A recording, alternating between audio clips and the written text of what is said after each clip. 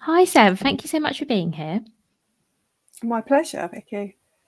So can you please start by giving an introduction to yourself, your business, and what you do? Yeah, so I'm Sara Albright. I am one quarter of Retail 100 Consulting. So my background is all based being a retail buyer. So I was a buyer for the best part of 20 years in department store retailing. So I did lots of different categories across that time, lots of different product areas, but mainly based within the home and gift sectors. And now with 3 other colleagues who were also doing similar roles within buying and merchandising, we left a big retailer and decided we could do something ourselves, use our knowledge. So when we founded the business nearly 3 years ago, we had exactly 100 years of retail experience between the 4 of us, hence Retail 100. So now run that business really kind of using everything we've learned over the years, and actually still learning, kind of probably learned more in the past 3 years than we did in the past 10 maybe, but working with brands, suppliers, some of the trade show and trade organisations, really using and sharing our knowledge to help brands and businesses grow in a collaborative and sustainable way. Amazing. Thank you so much for that introduction. And as we said before we started recording, there are so many places we could take this because between you and your colleagues, you have so much experience. But I would like to start thinking directly about, you mentioned all your time at John Lewis, and I would love to know that because anyone could listen to this podcast, but ideally we're sort of aiming at smaller brands, perhaps brands that are just sort of in the earlier days. And I would love to know, do you have any insights or anything you learned from your time at John Lewis that might help an independent brand who is looking to get stocked in, whether it was John Lewis or any big department store, big retailer? Yeah, I think probably the main thing that I'd say when any small or emerging brand is looking at kind of starting to deal with a multiple retailer is really about the preparation, and really about being ready for it. So it's kind of quite often an aspiration for brands, and something they really wanted to do, see their product on shelf in one of the big stores, but unless you're ready for it, it can be a very scary process. And by ready, I kind of that's kind of comes on several fronts. So there's a being ready in just purely the sense of your product's ready in terms of having the right packaging and things like, sometimes it's even just down to things like barcodes, etc., like the non-exciting but really essential stuff. Making sure all your costings work. So kind of if you don't understand the sort of margins or commercial terms big retailers will be asking for, you're going to have plenty of room between your cost price and your selling price to accommodate what they're going to require of you.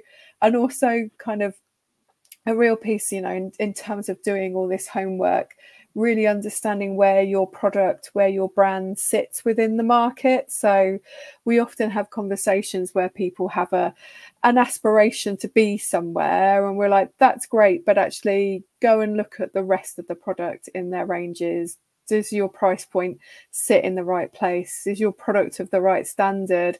Actually, your product might be suitable somewhere else, and you might not think that place might not be as aspirational, but there's still value in potentially what you could do with that retailer. But kind of to get someone in terms of a buyer to reply, you need to be ready to go. You need to be approaching someone that you believe your product is right for and they have potentially a gap for. So really kind of doing the homework, doing the background piece, and being ready, because many people will say as well, it's quite a challenge to get the attention of a buyer at a bigger retailer quite often. So if you do get their attention, you need to be ready to go, because second chances sometimes don't come around.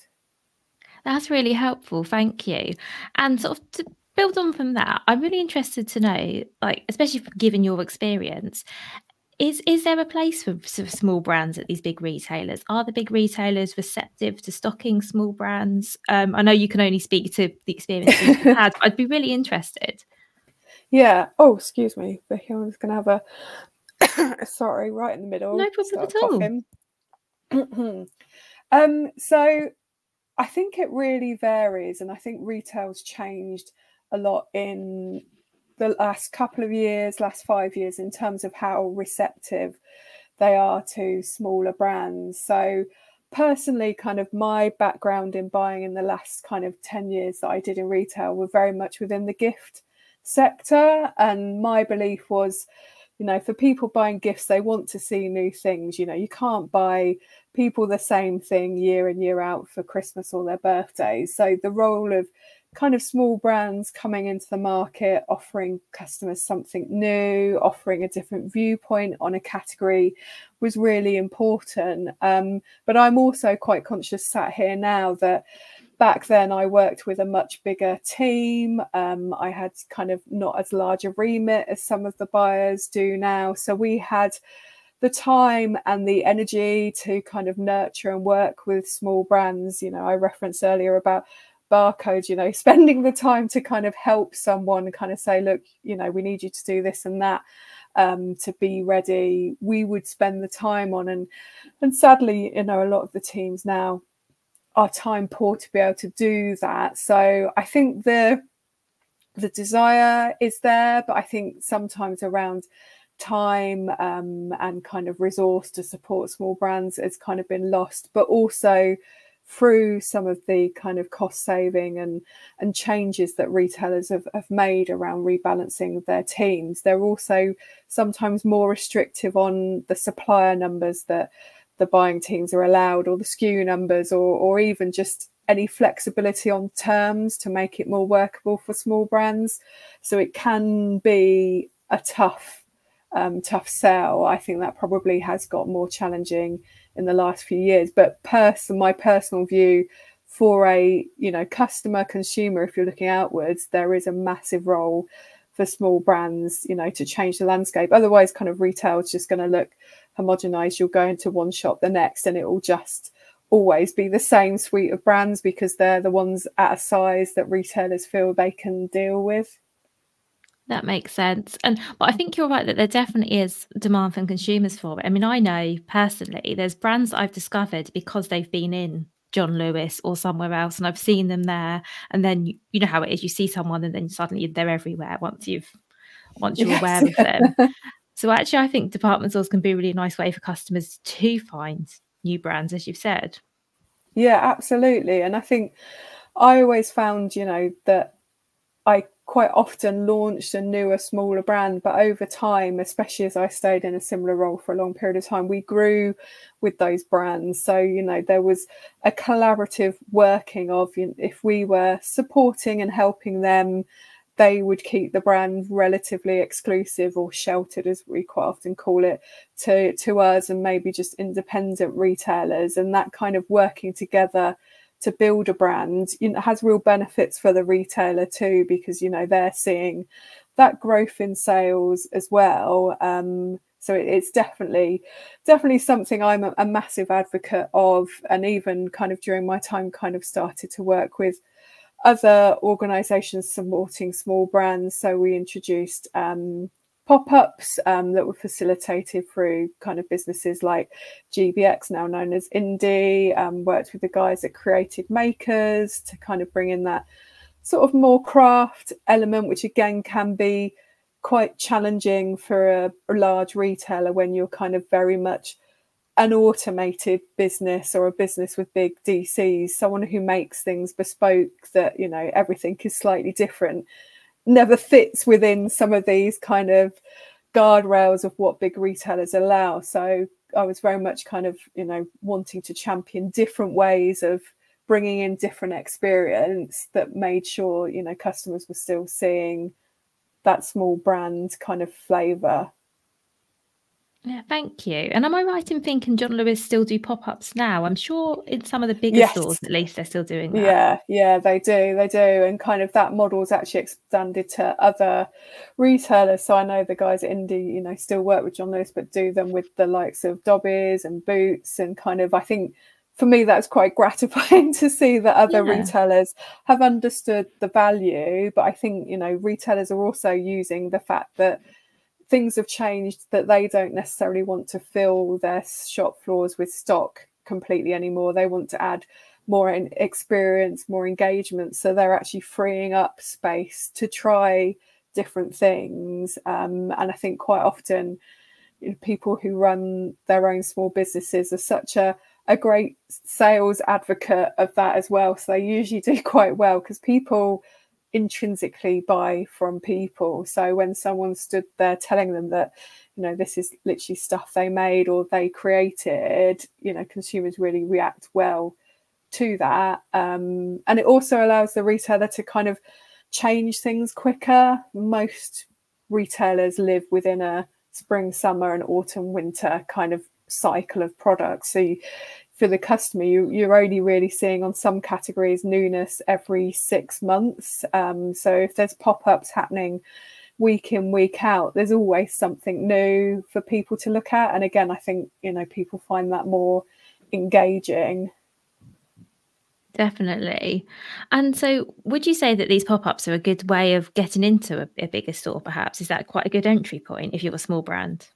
I think they've definitely got value for small brands around kind of trialing kind of how well your product works. I mean, there's nothing better than getting that direct customer feedback. I used to like it kind of when back in our retailer days, we used to do something called Helping Hands, where at Christmas time, we went and worked on the shop floor for 2 or 3 days when it was really busy to help out. And actually that listening to what people are saying and doing when they pick up your products are invaluable, because it's a really honest viewpoint. They don't necessarily think about who's listening and, kind of, they don't filter it or make it polite. So you get some really interesting kind of feedback.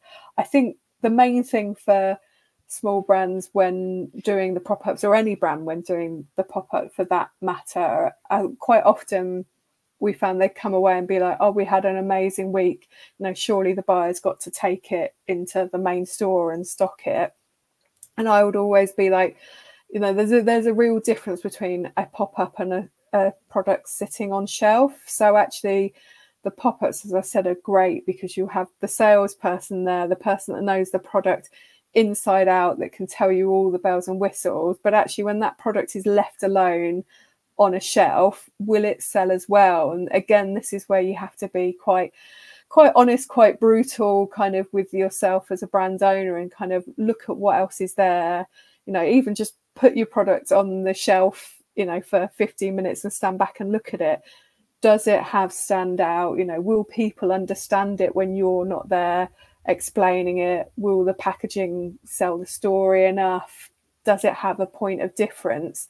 All these things you've really got to look at. And if you can kind of tick all those boxes, believe that you've got, a product that really sell, having a successful pop-up and the numbers behind that are definitely a great part of your arsenal in terms of approaching a buyer and saying, this is why I believe you should range the product. But I'd always caution against kind of just going with that. I had an amazing week, pop-up, you've got to range me. There's more to it than that, but it's an amazingly valuable experience. And some brands have found kind of actually they don't then want to be in the store full time. They're quite happy going and doing the pop-ups and controlling that themselves and selling directly to customers after their pop-up periods. I think most people find that their uptick on their own selling channels after doing a pop-up is really strong. So you've got to make it work for you, but they're definitely something that I know so many brands have found real value in. Well, thank you. And thank you for your honesty around that as well, because I can totally see that someone could do a pop-up, have a great week or weekend or however long it is, and think, right, that's it. They're going to stock me nationwide now off the back of that. So I can totally see. So thank you for being really honest about that. Something else that made me think about is the pop-up model sounds great. And I think there's probably lots of advantages of doing that. What's the reality like of being stocked in a large retailer? What I mean is, because obviously lots of people aspire to it, but I'm assuming it's one of those things that even if you get stocked, it's probably not straightforward in terms of making sure they have inventory, payment terms, all that kind of thing. What does that actually look like? Yeah, absolutely. I kind of think generally, I think most people would probably think if they were approaching a large retailer, the large retailer definitely wants their cake and eat it with a cherry on top, because there are lots of demands, and more so now, you know, we say to brands and suppliers, you've got to be a master, you know, master of your own destiny if you get a listing, because actually if you sit back and just leave the products there and wait for them to sell and wait for the buying teams to keep an eye on them, you know, again, the resource, the experience is limited. They might not, you know, realize kind of if things have gone out of stock on websites, or if, you know, things aren't quite right in copy online. So kind of really owning your relationship with the retailer is key. But yeah, going back to kind of what you were saying, there will be a level of commercial agreement with most retailers. So, you know, when you go in for any meeting, so if you've got to that stage, amazing, well done, because, you know, if I had £1 for every time someone came to us and said, how do I get a buyer to respond, or how, you know, how do I get a meeting with a buyer, it's not easy. So firstly, kind of kudos to, you know, getting to that stage. You will then need to start looking at things like, you know, most retailers will have a commercial agreement and contracts, and we're all probably guilty of when, you know, you get the accept the T's and C's box of kind of skimming through it and ticking and moving on, but really making sure you've gone through the detail on those, because quite often there are kind of clauses and terms around things that sit outside of your cost price agreement. So you might be expected to contribute to marketing funds or marketing spend. There might be some kind of turnover rebate, kind of as you've mentioned. There will no doubt be a payment terms and settlement discount scenario. You need to know all of that before you agree a cost price, because you need to be able to afford to work with a retailer. And actually, for some people, and I've had this with some brands, and this is absolutely the right thing to do, they've looked at it all and they can't make the costings work. And again, that's really important, you know, as a brand, that even if it's the retailer you're desperate to be in, you can't run a business unless it's profitable. So you've got to be, you know, kind of willing to say, actually, at the moment, this doesn't work for me, you know, can I come back to you in 6 months, a year's time when the business has grown elsewhere, or you've been able to change things to accommodate that. So making sure you can make it work for your brand and not being blinded by the big retailer lights is important. And then there'll just be things like the logistics of dealing with big retailers. So we'd always kind of advocated people going to see, you know, it doesn't sound very exciting, see the warehousing setup, because they'd always get very perplexed by the fact they had to book a slot for delivery, and that, you know, that you couldn't, you know, rock up in your car with the stuff in the back of the car. You know, you have to use certain couriers, or, you know, certain types of lorries, and all these things kind of sometimes sound onerous and kind of unwieldy. But actually, when you go and see the setup of some of these warehouses, how busy they are, how automated they are, you then understand better why they have to be run like that. Because actually, if they were allowing people to turn up at any time, you know, the efficiencies would just go out the window. So kind of, you know, all that kind of logistics piece. And then, like you say, kind of how much stock do you hold at one time? How long are your lead times? So kind of having really important conversations with the merchandising element of a buying and merchandising team. So are they going to give you forecasts for stock for the season? How often do they want to order? There are very few retailers, sadly, that will commit to huge amount of stocks and take that all at once. They'll most likely just want to give you a forecast number and then want to do little and often deliveries. So again, making sure that can work for you. So making sure you're clear, you know, if they give you an order, you're going to need at least 2 weeks to produce it or get it ready to ship, you know, getting all of those things clear. Otherwise, you know, you probably will be getting weekly orders, and it could soon spiral out of control, because again, quite often they, you know, there's charges around late delivery with bigger retailers, etc. So without completely scaring people off, again, this is, it's just about kind of being really kind of inquisitive, asking questions if you're not sure, and the main thing, kind of communicating. So, you know, if you get to that stage and you've got an order you can't fulfill, don't go away for 2 weeks and try and fulfill it. As soon as you get that order, say, okay, we appreciate the order, guys, but we might need longer to deliver it. We haven't got the stock at the moment. Be really upfront about things, because then they're less likely to get frustrated with you at a later point when you can't deliver it. So best to kind of manage expectations, I suppose. That's really helpful. Thank you. I think this is so valuable, because I've had episodes before about sort of retail in general, but it's really interesting to hear it from your side, as a buyer, and to get a bit more insight into what it would be like if you're lucky enough to get stock somewhere. And because I think often we focus on, let's try and get into stores, but actually it's great to find out more about what the reality of that is. And with that in mind, Sarah, so let's say we're really lucky, we get stocked in John Lewis or some other big department store. What then? So what can we then do that increases our chance of keeping that relationship going, keeping the retailer happy, keeping ourselves happy as well? What can we be doing ongoing? Yeah, absolutely. And I think this is kind of, as I mentioned previously, where you've got to be really kind of master of what happens next, because it would be very easy to think the order's gone into the warehouse, you've sent in your invoice, kind of job done. And in some ways, in fairness, maybe for a brand it should be job done, and the onus isn't on you anymore. But the reality again is, the time and the kind of amount of effort a buyer or a buying team can put into managing every single product is limited. So for me, as soon as you launch with a big retailer, it's about auditing as much as you can. So has every product launched on the website?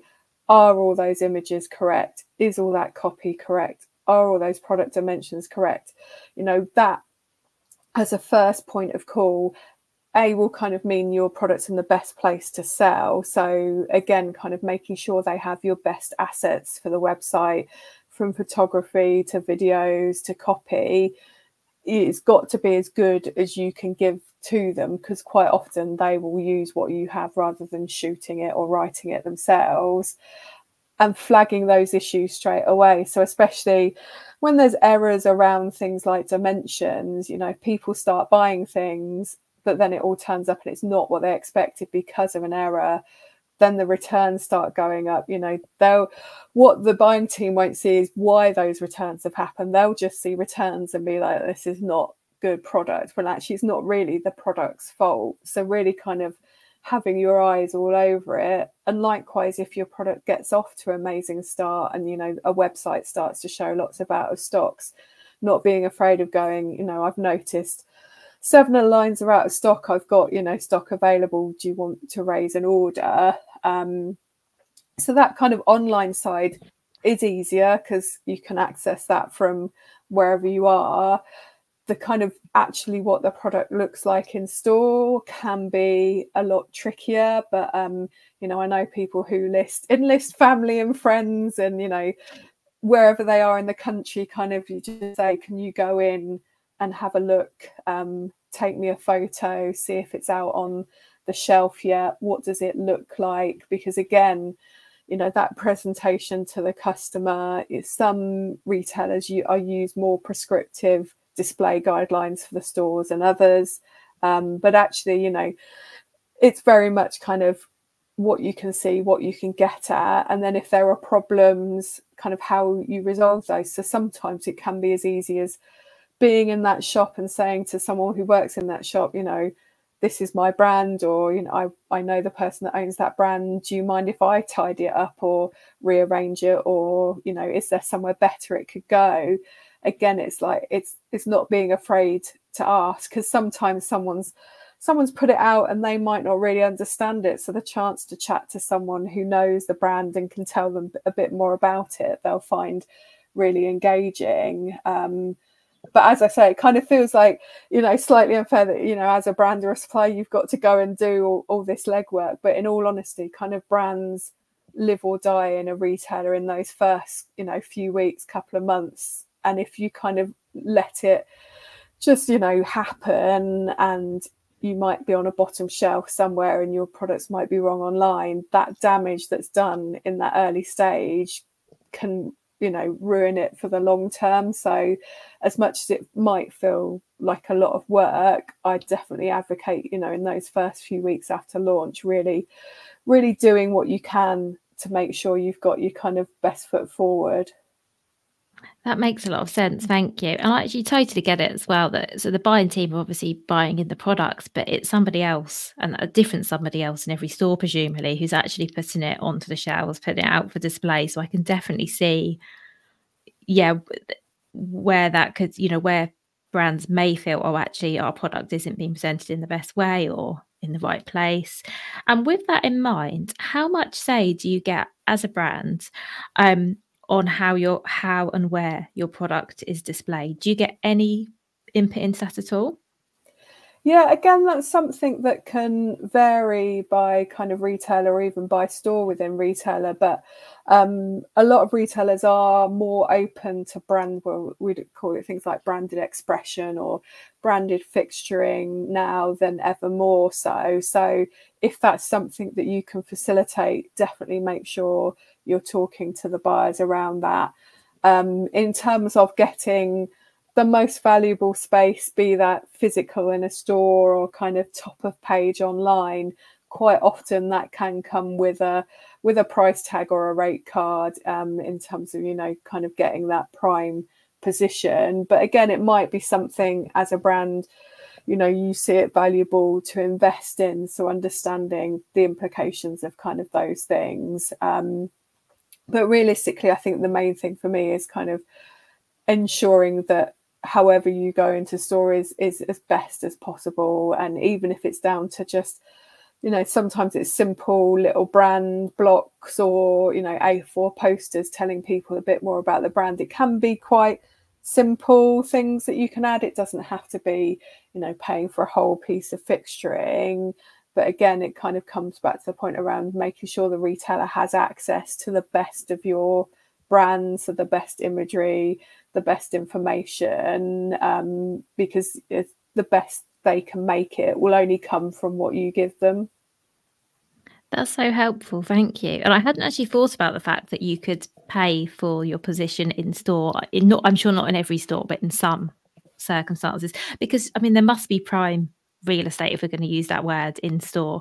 Because I can't imagine being on the bottom shelf, for example, is as good a place to be as eye level, for example. Exactly. Yeah, exactly. And like I say, it varies with the retailer and the type of fixturing they have been. In some departments we'd kind of have things where we call like gondola ends. So, the long sort of shelf fixtures. The ends are the ones that stick out in the walkways. They are the things that people see first. So there are often opportunities for brands to kind of take over that end and kind of use their branding on it and create a layout or a display of even, sometimes just about promoting a new product. It doesn't necessarily have to be the whole brand. But yeah, retailers, I think, are definitely using that more and more to kind of help tell stories, as well as there are less kind of sales or just people working on shop floors to engage with customers.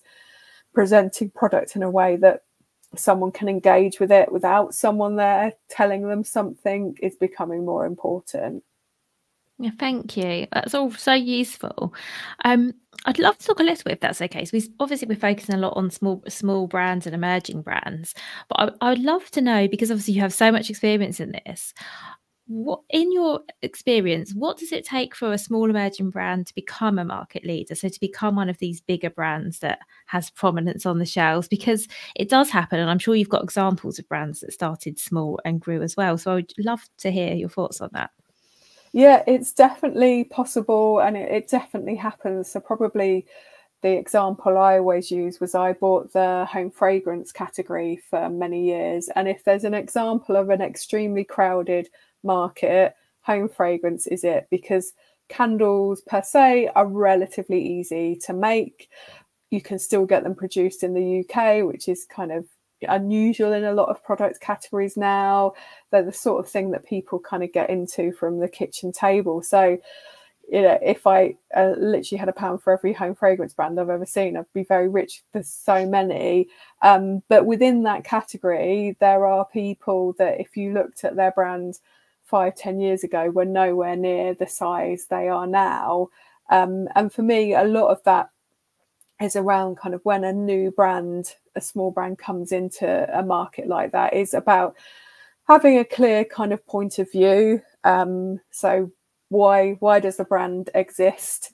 And that can be kind of for a raft of different reasons. And there's certain trends in the market that have kind of grown brands in the past few years. So if it's a brand that has a viewpoint around sustainability, or a viewpoint around well-being, or, you know, a viewpoint around just pure quality, there's a lot of heritage brands. So kind of what as a brand is your purpose and your standpoint, and be really kind of clear about that. And then also looking at the market as a whole. Does your product offer good quality for value? Is there a place for another candle in a glass vessel? Because intrinsically you can't change the product that much. So again, it's kind of looking at all of these things, looking at kind of how your packaging looks versus other people. But yeah, I've worked with kind of, you know, several brands over the past, you know, decade, but even in more recent years, I can call out examples from people like probably one of the newer ones is home fragrance brand called Airy. They've probably only been around in the sort of past 5 years, but have got really good coverage across UK retailers. And I would say that was because they came into the market with a standpoint on sustainability and kind of using kind of candles around kind of mood and that type of thing, but also really strong giftable packaging, really well designed. So they just stood out. But prior to that, worked with brands like Scandinavisk would be another one. So, you know, a brand with its roots and heritage kind of coming out of a Scandinavian lifestyle, much cleaner look, much more contemporary than what was happening a lot in the UK at the time, but was still accessible, and kind of was all based around kind of different elements of Scandinavian landscapes and that type of thing. So again, resonated with customers. And even going back to the very early days of a brand like Neom, people looked at Neom now, they'd think, you know, huge brand, been around for a long time. It's not that long ago that Neom was 5 candles, and that was, you know, Nicola had started her brand based on kind of using aromatherapy and essential oils for well-being.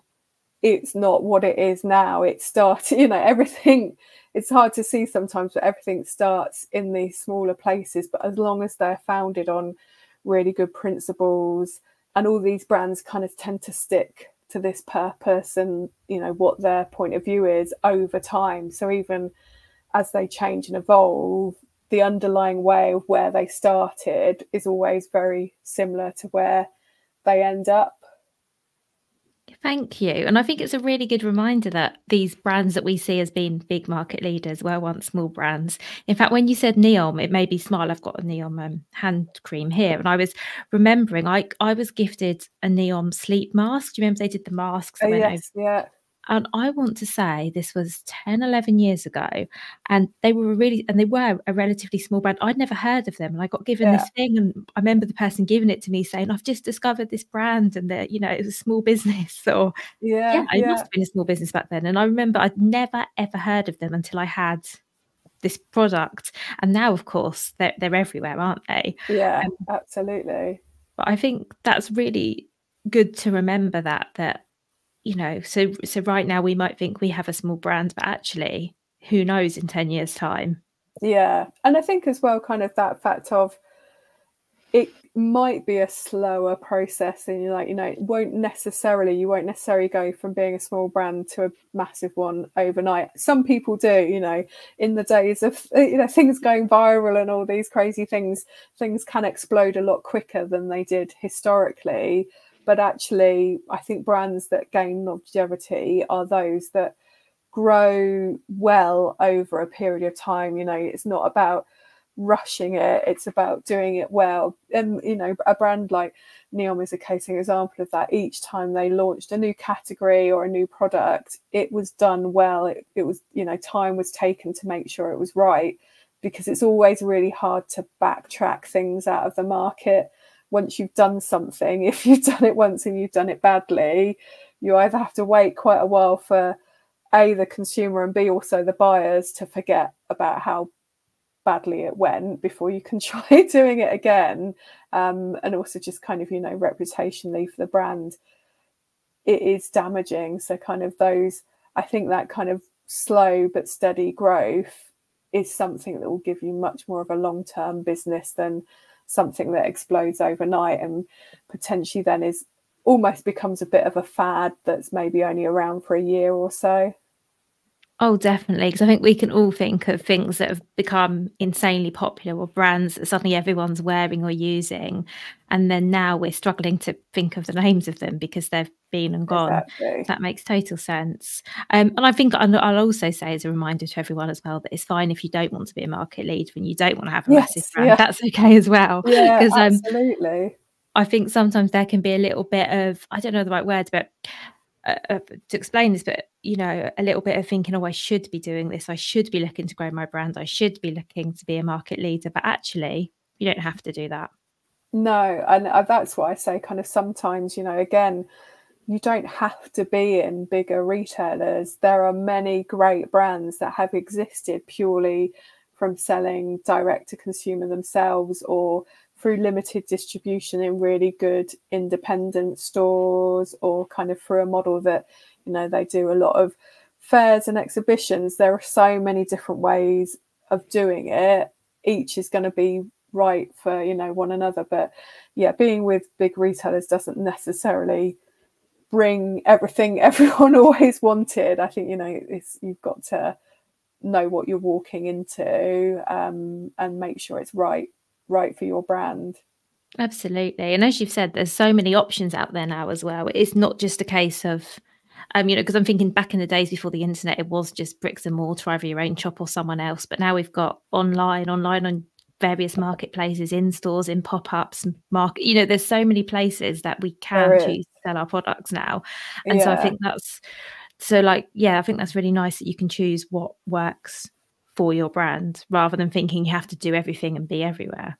Yeah, I think definitely there's a balance of power has changed between retailers and brands. You even see it with some of the really big established brands are now deciding, you know, to pull out of retailers themselves and set up their own retail. So they'll have their own shops. They want that closeness to their consumer for themselves now. You know, they don't want to put intermediaries in the middle who might not display the products how they want them to be sold or talk about their brands in the way. So there's a lot more kind of brands going to retail themselves and owning that kind of, you know, even kind of on the high street and kind of shopping centres, seeing more shops and spaces that are about a brand as opposed a retail chain. Yeah, that makes sense. And that also makes me think, do you think that these bigger retailers need brands as much as brands need the retailers, if you see what I mean?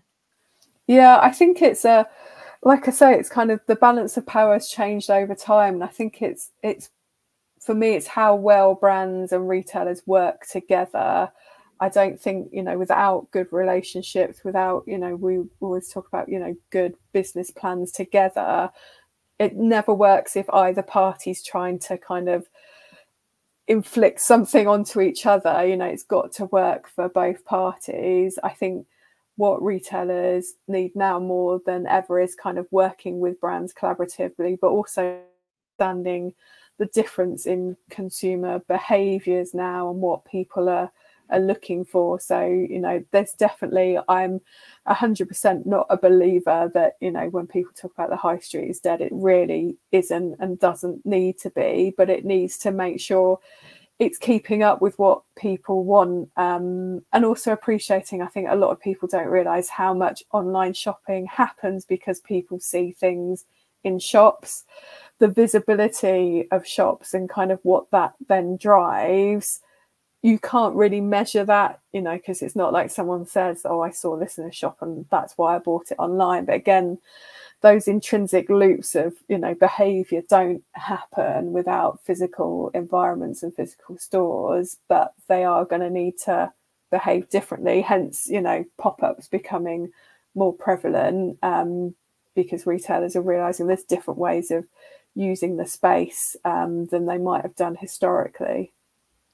That makes sense, because I think there's also a shift in that as consumers, we've got so much choice about where we spend our money and how we spend our money. So whether we shop in store, whether we shop online, often you can buy the same products in different places. So I could choose to shop on your website, or I could choose to go into John Lewis and buy the product. So I guess that makes it different for retail as well. It feels to me like maybe there's a little bit less power than there would have been 10 years ago, perhaps, when for a small brand, that was kind of one of the main ways of getting in front of lots of customers. Absolutely. Yeah. I think, you know, there was a time as well where brands would say to me as well, kind of being on a shop floor and a big retailer in the UK was like a window to the world, because people would, you know, from other retailers in other countries would come to London and walk the stores on Oxford Street, and things they'd see there, they'd go back and say, oh, these are the brands we need now. But, you know, Google and all the other search engines that are out there, you know, it's easier to see that without having to get on a plane. So that, you know, the need to be collaborative, and there be a benefit for the brand to be in a retailer as there be a benefit for the retailer having a brand. It's got to work both ways, I think, now. Yeah, I didn't actually think about that, but yeah, you're right. That it's much. I think it's much easier for I assume for buyers to have access to products now as well. And then of course there's things like trade shows as well. Yeah, I think it's an interesting one actually for trade shows now. You can see things in so many different ways. You know, I was very much kind of trained and brought up on the sense of, as a buyer, you get to a trade show and you walk up and down every single aisle because you've got to absorb everything that's there, and you never know where a new thing might be tucked away. It might have been categorized wrongly, or someone might have got a bit of a space at last minute. But now there are so many other ways. And I think for brands, that's really important, about thinking about all the ways that your brand touches, you know, the world, the online marketplace. You've got to be best foot forward. So what do all your social media channels look like? You don't necessarily have to be active all over them, but if a buyer kind of hears about your brand and looks at your Instagram, if all of those images are awful, that's going to put them off. There are so many ways of someone looking at a brand now. You've got to be really kind of on it in terms of making sure everywhere they see it will be doing the best job for you, because it's kind of, you know, it's one of those things now. People are looking for the next thing via kind of, as I say, search engines and social media and the like. So again, you know, you might have the best trade show stand in the world, but if they get back to their desk the next day and look on your website and it looks awful, they might be like, oh, must have been having a bit of a tired moment when I saw that brand at the show, you know, and dismiss it. So you've got to be so conscious of how your brand's presented to the world. I mean, it's the same thing as people know, you know, they kind of say you can't, your online footprint, you know, people are looking at it when you apply for a job. You've got to be so mindful of how you present yourself in all aspects. Thank you. And that's, do you know what? That's another really great piece of advice, I think, as well, for anyone looking to get, you know, stocked in a retailer, is to have that all in place. Make sure your socials and your website and everything are all looking good. Because I think there's so much now to consider, as you say, how you appear and where you appear. I think that's a really great reminder, just to make sure that everything is aligned and as best as it can be. Yeah, exactly. Because it's easy to kind of forget that you set up a Facebook page or something at the start of the journey and no one's gone back to it. And that, you know, that's understandable. Small businesses are busy and kind of, you know, don't have enough time, but at least if they're not active, make them as inactively beautiful as you possibly can. You just don't want anything to kind of put someone off engaging with your brand, because, as I say, kind of that moment for so many brands, for so many suppliers now, that moment of getting a buyer interested is so hard to achieve, so rare, that you really need to make sure you don't lose it just because of some of these smaller details.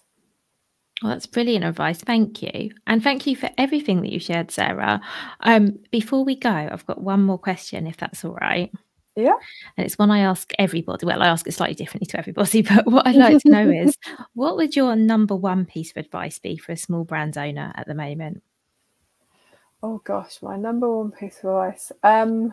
I think it would be around being clear on your purpose as a brand and staying true to that. If you're clear on that, it will kind of guide everything you do, and staying true to it is what will guide you through everything. And if you start to deviate because someone asks you to do something different, that's, you know, where things tend to go a bit awry. So making sure the decisions you make are right for your brand and what your brand is should always put you in the best place, even if at times those decisions feel scary or kind of quite major. I think that's brilliant advice. Thank you. And I think what that also does is prevent you from trying to do everything, because that can be, as we said, Exactly. there's so much you could be doing now. Yeah. And that Yeah. can be, I think that's something I see a lot, is people wanting to sell their products everywhere or do Yeah. everything. And actually, I think you're right. If you sort of know, okay, this is our path, that makes it a lot easier not to get drawn down every path available. Exactly. Well, thank you so much, Sarah. I've really enjoyed this. Can you please, I'm going to put a link in the show notes, but can you please let us know now everywhere people can find you? Yeah, sure. My main presence is on LinkedIn. So I have my own personal LinkedIn profile under my name, Sara Albright, but also under the business Retail 100 Consulting.